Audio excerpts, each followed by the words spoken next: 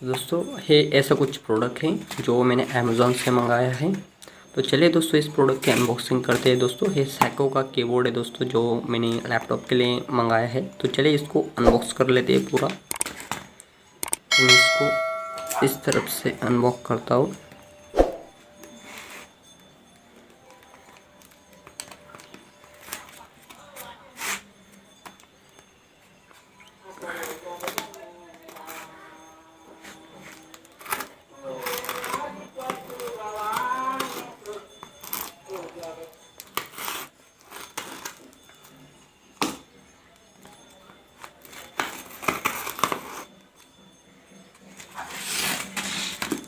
तो इसको पूरा अनबॉक्स करते हैं दोस्तों।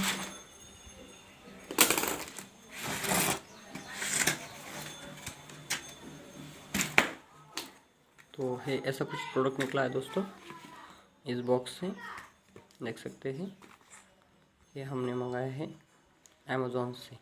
तो चलिए दोस्तों ये हमारा प्रोडक्ट है दोस्तों। तो चलिए इसको हम असेंबल करते हैं हमारे लैपटॉप पर और आप